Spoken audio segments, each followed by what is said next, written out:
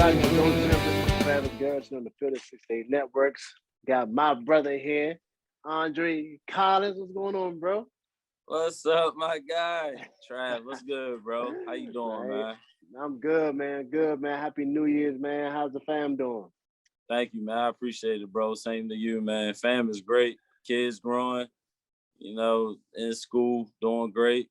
Yeah. Doing great doing the sports, his basketball thing, Ashlyn doing her dance thing. Little Kobe, he's walking now. So Oh, life man. is good, man. Life is good. Man, that's awesome, man. You said you got the little one. I be seeing the videos of the little one, man, going through the drills and that.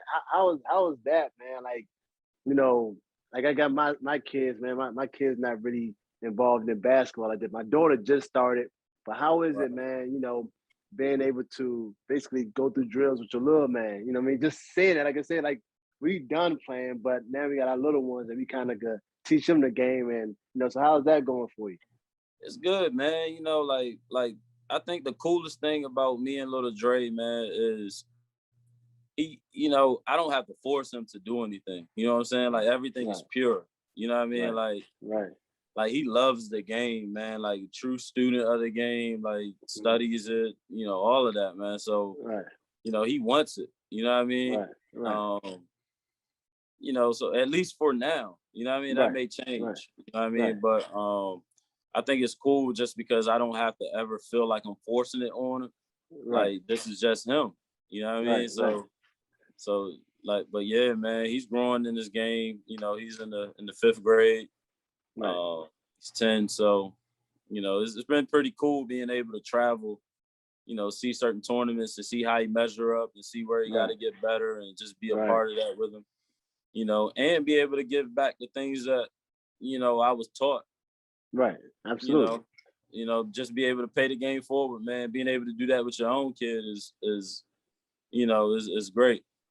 Absolutely, man. Yeah, my like I said, my daughter, man, she played all the other sports. I'm small from t-ball to she swims and does lacrosse and doing everything. I'm like, you want to play basketball? She's like this. No, I'm like, I'm like, all right, because she's the most active out of really all of them. My oldest, he swims, but like she's like the most active. I was like, you don't want to try this basketball? I'm like, I'm not pressing her, but I'm like, all right, whatever. But I guess some of her friends at school decided they wanted to play basketball, and she was like, "Hey, Dad, I think I want to go for the basketball team." So I'm like, "Oh yeah." So that's how that happened. But it's cool now because, like I said the other day, at dinner, man, she was like, "Dad, what number was you in? You was number 4, right, in college?" I was like, "Yeah." She was like, I'm gonna choose number 4. I'm gonna play with number 4. I said, "All right, that's what's up." That's the best feeling in the world, right, bro? Oh man, I was like, man, I said that's what's up, man, because I know how she is. She's super competitive, so I'm curious to see how she gonna do in basketball. So I ain't gonna lie, I am excited about that. Yeah, enjoy it, man. Like, ain't nothing like it for real. You know what I'm saying? Especially her wanting to wear that number 4.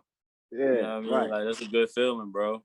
It's Yeah, definitely a but good feeling, man. but but she did just tell me though, like she was like, Dad, I'm sorry to say this, and I know you're gonna be. I know you're gonna be mad, But I'm like, what's going on? She's like, you can't come to any of the practice or any of the games because of COVID. I'm like this, what? I said, are you serious, man? So at the time I actually get you involved in basketball, I can't even attend no games. I'm like, Yeah. man, bro. So I mean, it is what it is. It's not is what it is, but I mean, what can we do? Nah, This I time we live understand in. exactly what you're saying, man. It's rough out here, man. You know what I mean? And it's different times, but Right. whatever it take to make them safe. Shoot, I be worried about that ticket, man. Like I went to Lord Dre's game and spent $40 for a gate fee. Are I'm you like, serious? yo, I'm like, this guy, man, like, what is he, Division 1 already? You said Like, man, $40, bro? man, $40, man, like for the gate fee. Wow. It's Wow. insane, man. But That's crazy, man. That's so. Do he know who his pops is? And man, what the legendary pops? You know anything about the history of what you done out here on these courts? yeah, man, I think I think that's also like a cool part too, because Mhm. when he was about 2, 3 years old, I was still active and still playing in Europe. Right, You know what I right, mean? So he was able to experience it at least for a little bit. right, then you got like highlights and, you know, the people around. And now that he's starting to come into his own and want to, you know, play basketball and develop the love for basketball, Right. you know, like you Right. got people that, you know, may talk about how I was as a player. Right. You know, like I said, I've seen him before, like, you know, kind of look up highlights and on Yeah. YouTube. So, Right. you know, he knows what I've done. Yeah. But he also know that, you know, I worked hard, you know what I Right. mean? And hopefully he'll take that part, you know, and instill it in himself as well. Absolutely, man. Absolutely. Now, you from what part of Maryland you from again? Chrisville, man, Eastern Shore. Creechfield, Eastern Shore, man. So I know coming up, man. I know you killed the game down there coming out of high school, man. So I know you had your pickings of where you was going to go. Why did you choose Maryland? I mean, like honestly, I chose Maryland, man, because one, it was in the ACC. Right. Two, I was familiar with the area. It wasn't too far from home. Right. My mentor, Tony Yates, my guy, shout out to Tony, man. Like, you know, when I was about 12 years old, 12 or 13, you know, he sent me like in the summertime to a couple basketball camps up there, or just took me out of Chrisville, you know, Right. and you know what I mean, like it just exposed me to certain things, and you know, it just I fell in love with that area. Right. Point Absolutely. blank, period. You know what I mean? Just Absolutely. being exposed to that and the people and the way family is in that area, and then, you know, growing up on the history of Maryland and stuff Right. like that, man. You know, it just exposed. I fell in love with the area, and then the biggest part, honestly, is, you know, just the way the coaching staff recruiting, like Dave Dickerson, Jimmy Patsos, and, you know, like, man, like I was Jimmy's going to my ask you about guy, that. man. Yeah. Jimmy is my guy. You know what I mean? Yeah. Like, it's crazy you ask me that, man. I kind of get emotional when I talk about how you know, how I got to Maryland or why I Right. chose Maryland. You know Yeah. what I mean? Just Right. because it's a little bit different, like on the Eastern Shore than what it is, you know, like across the bridge, man. Right. You know what I mean? Like y'all, Right. you grow up right there when you in that Right. DC like area. Right. You know what I Right. mean? When you on the Eastern Shore, man, like that exposure, you know, is real slim. Right. You know what I Right. mean? Right. Absolutely. Absolutely. And like you said, man, you know, Dave and Jimmy, man, on their recruiting path, man, they don't play no games. They don't play no Nah, games, man. We got how to recruit, man, and they adamant. They adamant. You know what I mean? right. Like it's crazy, man. Like the way Maryland saw me, I went to I was the summer going into my senior year, I was a junior, Right. and I had got invited to Nike All American camp. You know what I mean? And Tony was like, you know, like, man, Gary Williams camp is the week before. Right. So I was like, all right, well, I'll go to Gary Williams camp. So I went to Gary's camp, and you know, they saw me there and was killing the camp. And, Right. you know, my man Mo Howard, like, you know, a Terp. Ah. You know Mo, Yeah. right? Yeah. I know more. Yeah, Yeah. Maurice Howard. Like, you know what I mean? Shout out to Mo from Yeah. Philly. You know, a legend, was a Terp at you know what I mean? And he went and got, I want to say it was either Billy Hahn or Pat Soos, and told him, was like, hey man, like, you know, this kid, like, I've been seeing him and he's been killing. Right. And they came and checked me out, and then you know, then they invited me to play with the team like a pickup. And yeah, bro, like that's crazy. Repetition. Right after that, like they started recruiting me. That's how, you know, I ended up at Maryland, bro. Hey, that's a heck of a story, bro. I didn't even know that, man. But that let people know a lot, man. It's just man, if you go hoop, from regardless of where you from, you gonna hoop, man. They gonna get you. You know what I'm saying? Especially if they see the potential. You know what I mean? For sure. For sure. You just gotta put in the work, man, you know. Right. Absolutely. Absolutely. So when you come, so going to your freshman year, so who was on that team when you were coming in? Going into my freshman year, we had obviously Juan. Right. We had Blake, Drew Nicholas, Taj Holden, Will Cox, Sleepy, my man Earl, God rest his soul, Mike Brennan, Boogie, Lonnie, my bad. You know, I call him Boogie. Yeah. LB. You know what I mean? Like, yeah, man. It was a mob. Chris Wilcox. Yeah. So how was that, man? How was that in the sense of, first of all, when your first interaction with G-Dub, Coach G-Dub, man, your first interaction with G-Dub in that, okay, we ain't recruiting you no more. Now you're on the team. Now this was really good. You know what I mean? Like, how was that your first experience with that? And then, like, just practicing with those guys, man, just like the intensity of it. Like, obviously, y'all loaded. So what was that? What was that experience like for you? Which G-Dub we talking about? We talking about Williams. Intense G-Dub, like during the game, or when you're in practice, like your first. This is my first. I know G-Dub was recruiting me. That's what I'm saying. Or are we talking about like G-Dub on campus? Just, you know what I mean? Like, nah, but man, like, I'm not gonna lie, man. I looked up to G-Dub, man, because he was a dog. You know what I'm saying? Right. Like, he was a winner. Right. You know what I mean? And like, I wanted to be around him.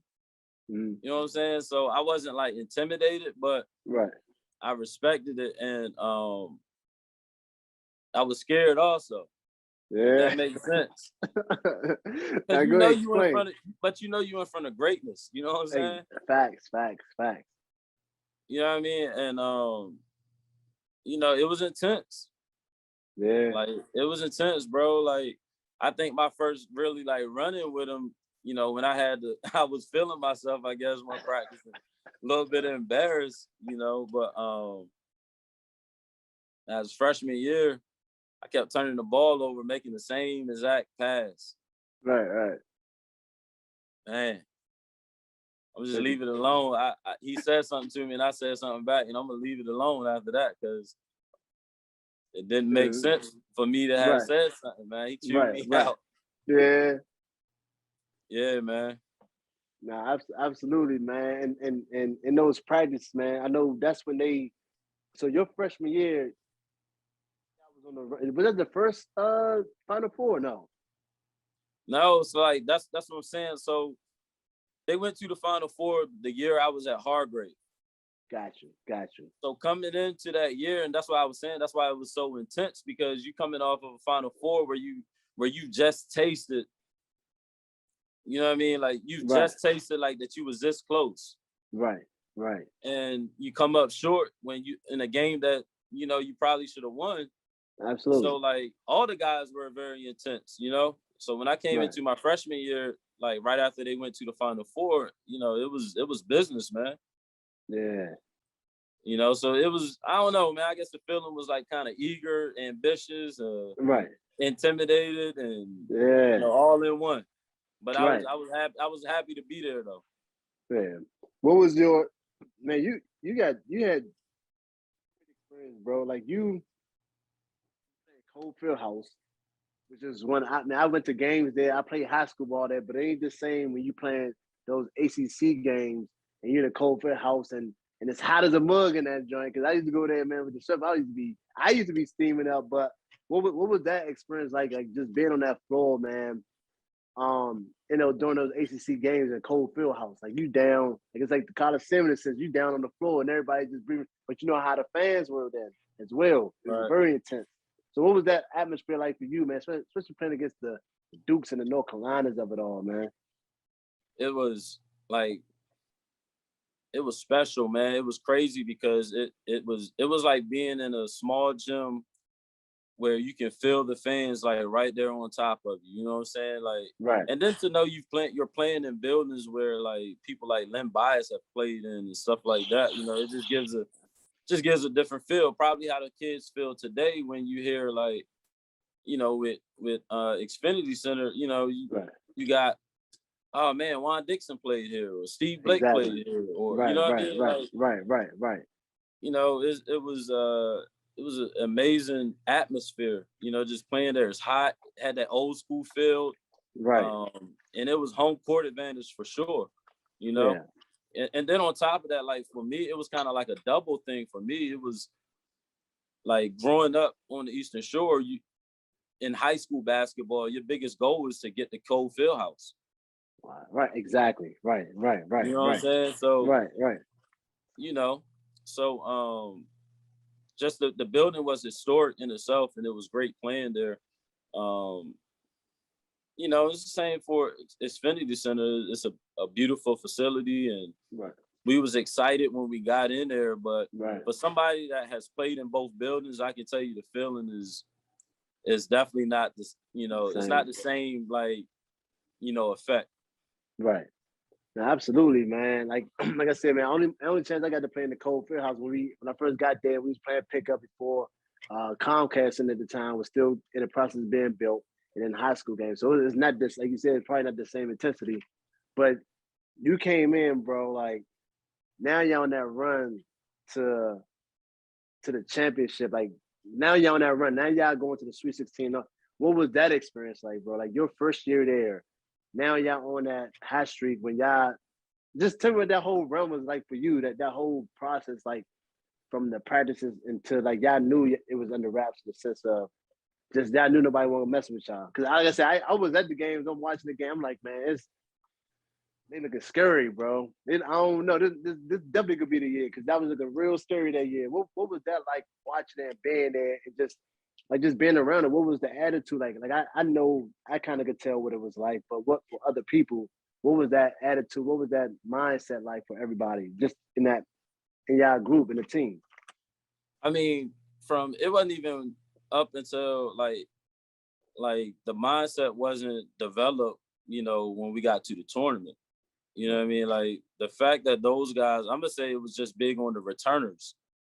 Right. You know what I mean? Like they created the mindset from the day the freshmen stepped foot on campus. Like it was one goal, one mission. You know what I mean? Like it was national championship or it was a bust.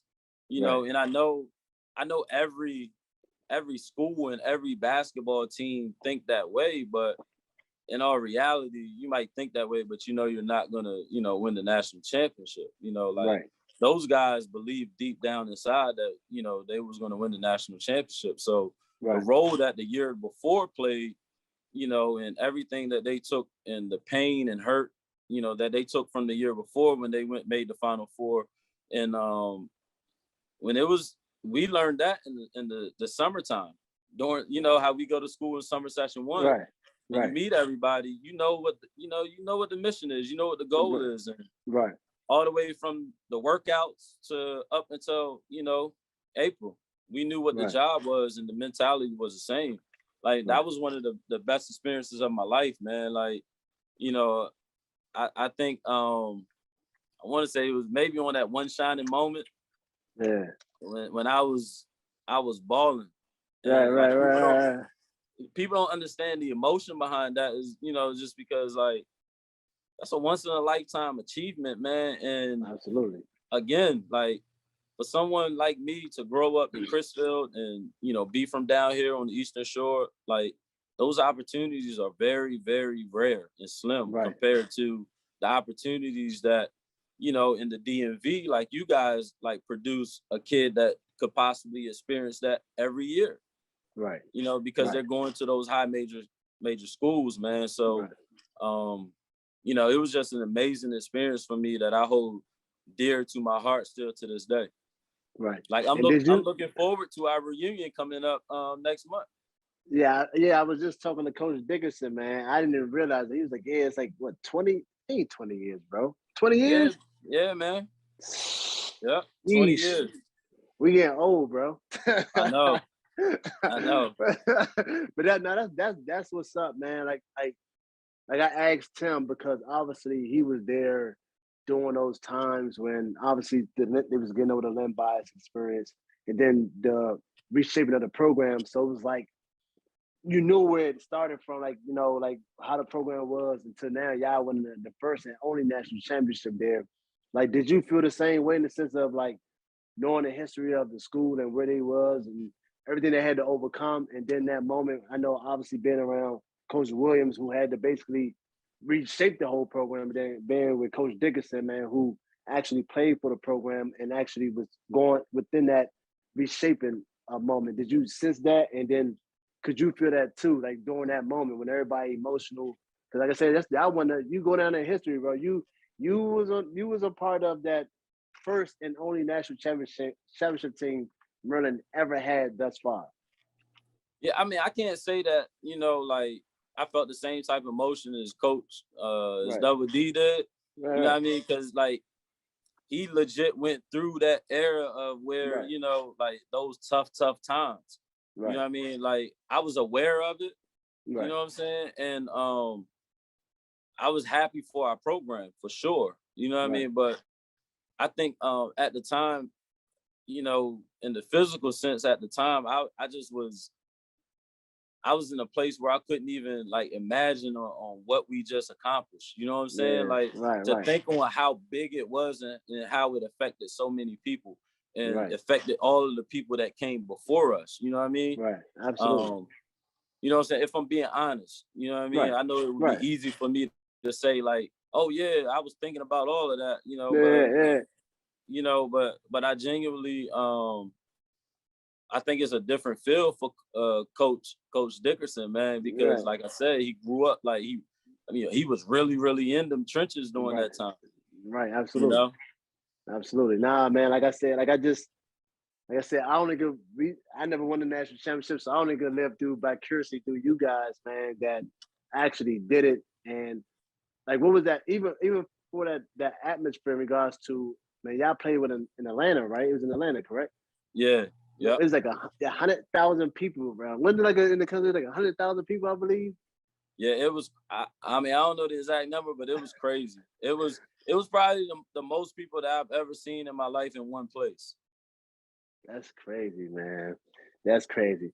Hey, but before we talk some more basketball, some Terp basketball, let me tell you guys a little bit about our partners over at BetRivers Sportsbook.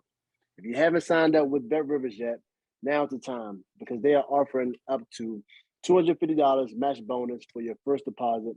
But where the system apart is that they require just one playthrough to turn your bonus to cash money. With their new Rush Pay Instant Approval, withdrawing your winners is safer, more secure, and more reliable.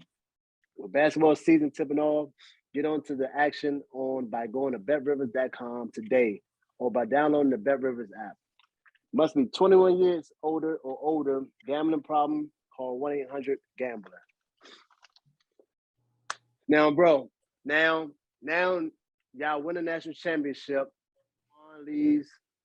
Lonnie leaves. Chris Wilcox leaves. Mouton leaves. Now it's kind of a sense of now y'all had that taste, like y'all had the taste, but now you got us coming in, the new guys coming in. Obviously, you guys lost some major pieces. What was the mindset going into when that new freshman class was coming in? Obviously, y'all got the taste of it now. Now y'all want to get back there again, possibly with another one, especially Steve and them at the time. This is going to be the last year there. What was the mindset that like after y'all won a national championship, but at the same sense, you lost so many major pieces? It was the same, man, because the guys that we had returning, they played a major role in winning, the first one, winning the year before. You know what I mean? Like Steve Blake was one of the best point guards in the country, if not the best point guard in the country. Right.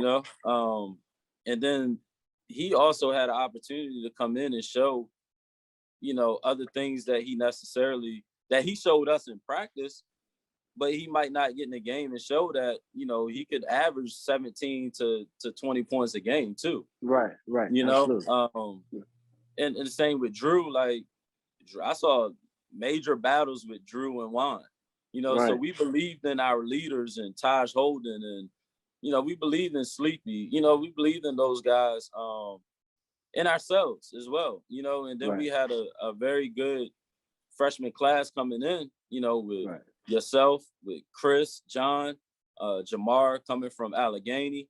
We did lose, obviously, who I would say is the best player that have ever played in the Maryland jersey, at least accolade-wise in Juan.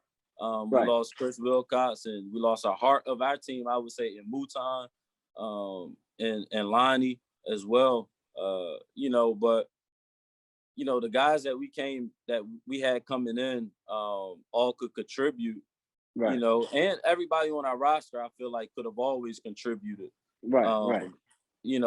At least all throughout my time at Maryland, you know what I mean? So we was confident in getting back to, what we had just accomplished, and we still had the best coaching staff in the country. Right, absolutely. Yeah, because that year we lost to Michigan State in the Sweet 16. Lost to Michigan State in the Sweet 16. But we didn't I guess I tell people all the time when I talk to them, like, it's a little different when you, like you said, when you was coming in, they just got off that Final Four run. So you went into your first practice during the summertime. You said you felt that intensity because of the hunger that they had coming in. In the same sense, like you said, we coming in, I know for me, I didn't understand. I know what I just did, but it was like I wasn't there in that. So we coming in off the high off what y'all guys just did. You know what I'm saying? So we wasn't in the trenches with you guys. So we don't know the field. We just going in like, all right, this is our first year. This is what we came to do. I mean, and you guys let us know quickly, like, man, look, we just won a national championship. We trying to get back there. Y'all gotta get on board. You know what I'm saying? So it was that. I know, like I said, me coming in, it was a shift of I didn't quite comprehend everything that was going on during that time, but it was trying to catch up, man, trying to contribute however we could or however I could, you know what I mean? But at the same time, trying to grasp the moment that we had and the moment that we were in, you know what I mean? Right. You got your career high that year, right? There you go. There you go. I knew you was coming with it. I knew you was coming with it, bro. There you go. For what y'all don't know, man, dealing with these guys, him and Chris, we're in the group chat, we joke about it all the time. These guys was the worst people to sit next to on a bench, especially when we won in the game, because these guys were on joke time all the time, man. They was on joke time all the time. So I'm not even gonna go into what they always try to clown me about. So let's talk about that. I know you want to bring it up. I know you want to bring it up. So let's go and bring it up for the audience real quick. What him and Chris McCray always get on me about is talking about how I got put in the game in the last few seconds. I don't know who we were playing. It was my freshman year, and it was like against NC State. I can't remember, man. I can't remember who we were playing. That's like the only detail I don't remember. Hey, I think it was NC State. I think if I can recall, it was the NC State game, and like coach put me in with like 45 seconds. It was like less than a minute. It was less than a minute. Right? I can't even remember, man. But to a point that they always clown me about it. And after the game was over, they come running onto the court and like jumping up and down and like congratulating me for getting the game for like a few seconds in the game, man. So they clown me on this all the time, man. So we got that out the way. You're a good sport, bro. But nah, man. So obviously we know that you end up leaving Maryland, but you also went to go play for the former guy, the guy who basically brought you to Maryland, and Coach Jimmy Passos. Right. What was that like, man? Now dealing with Coach Passos as a head coach, like what was that like? Because he's still a Maryland guy, and so you went to go play for him. What was that like? And what was that decision like to even leave Maryland and to go obviously go play for Coach Passos at Loyola? Yeah, man. First, I guess to speak on that decision, man, like what it was like, it was probably the toughest decision, that I've made in my life. Man, I cried. Like a lot of people don't know. Like I cried about that, man, and I thought on it. It was a very tough decision for me. Right. I thank God for my brother Tony because like he's always like helped me with that decision. You know what I mean? Like he's always like help me, like let me know that it's okay to make that decision. And he was right there with me, when I was going through, just the feeling of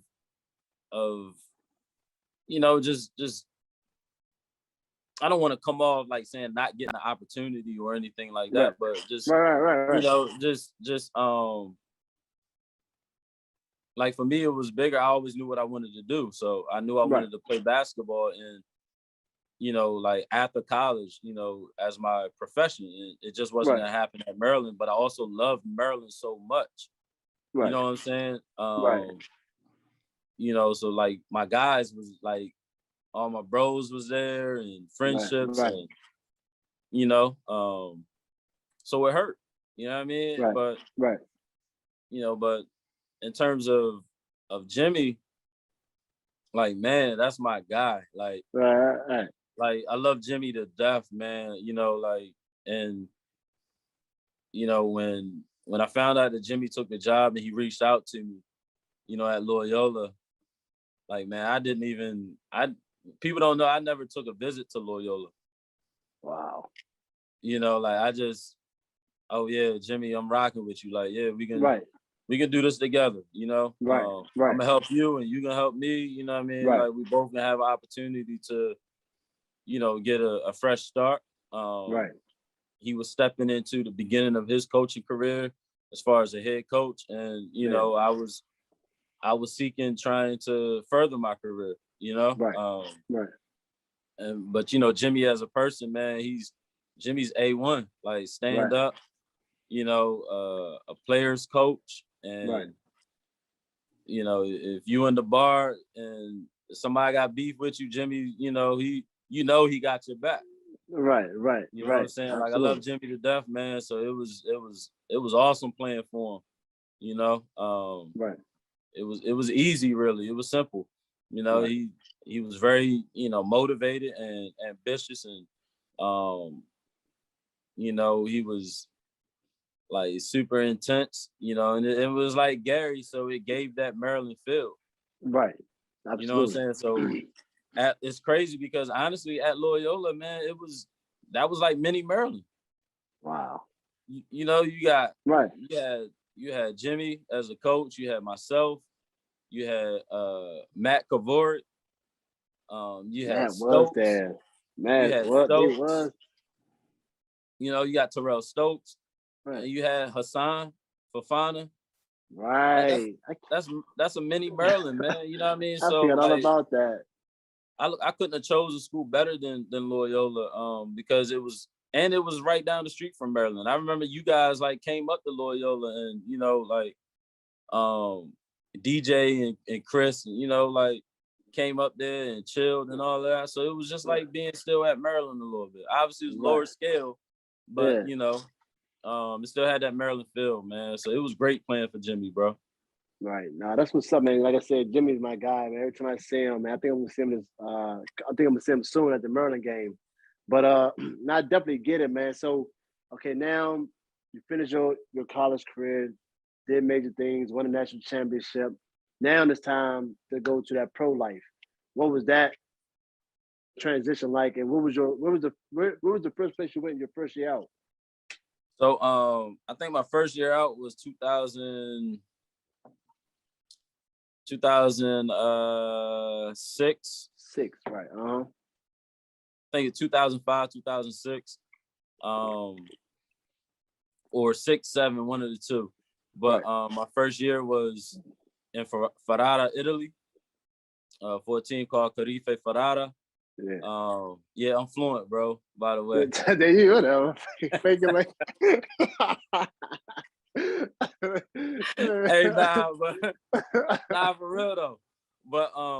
But yeah, man, I spent my first 3 seasons there, man, and it was, you know, it was just like had to prove yourself all over again, you know, and I was obviously happy, but you know us, man, the goal was always to reach the league, so it was always something that we was chasing, you know, so I wasn't satisfied, you know, but you know, I had a great time, great experience. You know, we won the championship. I was, you know, MVP of the league and, you know, stuff like that. So was able to take a team that was in the second league and win a championship and move them to the first league for the first time in the team history, you know, you know, and then, you know, sports overseas in Europe, man, is amazing.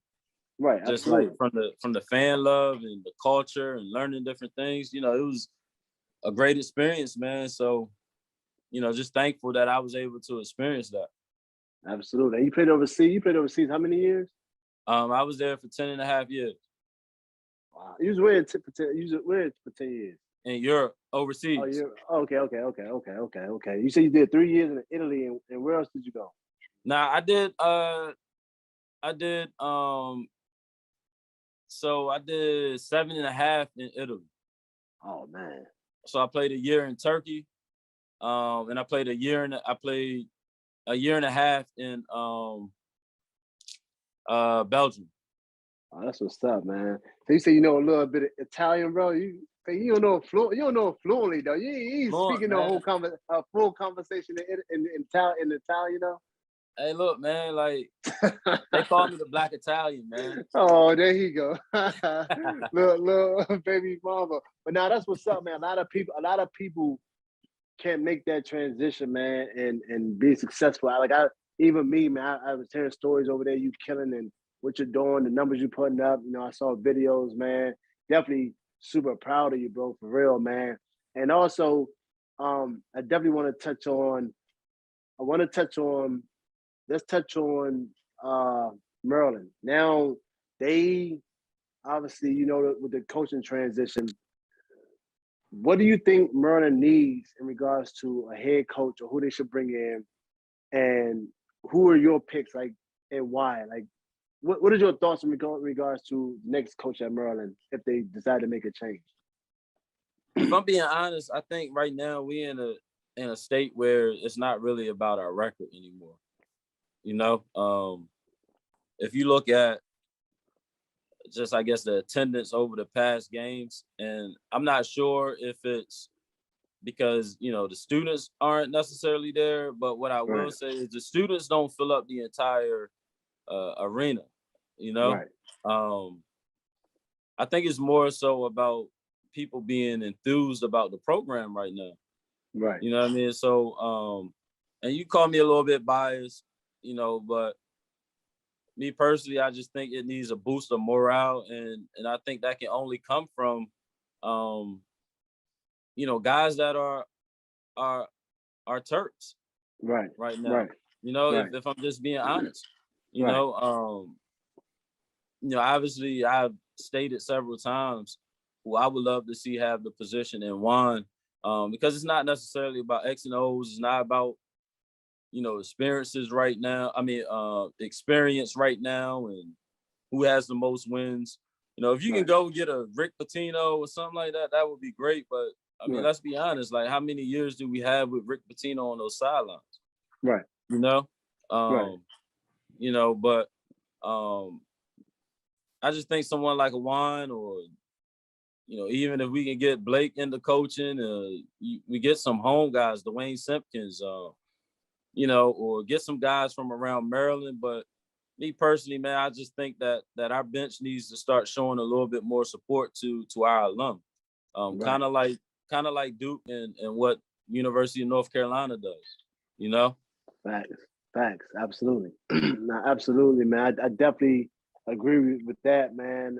Folks, people always ask me my thoughts on it, and I guess people that's outside of the community, man, probably may not really understand or comprehend what we mean when we say things like that, because they're not in it. We played for them and was there and played it within that program. So it's kind of like we more we kind of understand a little differently than other people on the outside. They're like, oh, why are you saying that? Like, that don't make sense. So, well, probably don't to you, but we was there. We went through that program. We know, we know, but obviously, man, it's going to be very interesting to see what they do.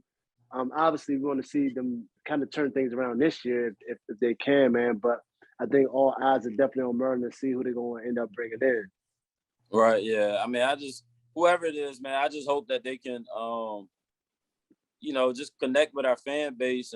And I think that whoever the next coach is needs to do a better job of keeping our alum close. Keeping guys like a Juan Dixon close, or Steve Blake close, or just try to bring those guys as close to the the team as possible. To the program as possible. I remember Steve Francis stayed on campus when, would come back and hoop. And not saying that guys don't now, Right. I just would like to see our program, kind of take care of our own a little bit more. Absolutely, man. Absolutely. Now, I definitely want to touch on this, man, before we go, because it's dear to my heart too, man. I love what you're doing, what you got going down in your community, man, back at home in regards to your organization. You got to touch on that, man, and all the things that you're doing for your hometown and all your business endeavors that you're doing as well. I mean,